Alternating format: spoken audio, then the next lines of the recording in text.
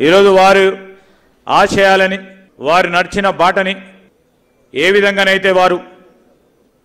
ప్రజల సమస్యల విషయంలో సమస్య పరిష్కారం చేయాలని ఒక తపన తృష్ణ ఓ కఠినంగా ఎన్ని ఇబ్బందులు వచ్చినా ఆ ఇబ్బందులను ఎదుర్కొని ఒక చిన్న స్థాయి గ్రామం నుంచి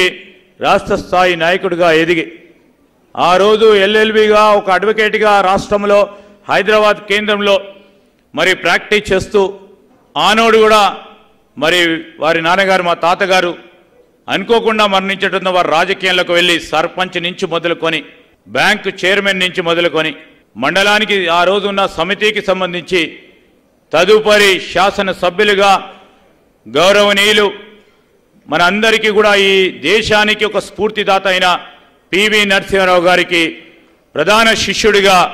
మరి వారు రాజకీయ ప్రయాణం మొదలుపెట్టి అనేక సందర్భాల్లో మారుమూల ప్రాంతం అటవీ ప్రాంతానికి సంబంధించి అక్కడ బలహీన వర్గాలు బడుగు వర్గాలు అదేవిధంగా రోడ్లు లేని కరెంటు లేని గ్రామాలకు సంబంధించి వాటన్నిటి విషయంలో పూర్తి స్థాయిలో వారి పాత్రను నిర్వహిస్తూ గ్రామాల్లో కరెంటు తీసుకురావడానికి కానీ పాఠశాల నిర్మాణ కార్యక్రమాలతో పాటు అదేవిధంగా అనేక సందర్భాల్లో మరి అక్కడ ఉన్న రాజకీయ సామాజిక పరిస్థితులను దృష్టిలో పెట్టుకొని ప్రజలకు మేలు చేయాలి, ప్రజలకు ఇబ్బంది జరగకూడదని ఆనాడున్న పరిస్థితుల్లో చాలామందిని కాపాడుతూ ప్రాణాలు ఇచ్చిన ఒక ప్రాణదాతగా మరి శ్రీపాదరావు గారు చిరకాలంగా నిలిచిపోయే విధంగా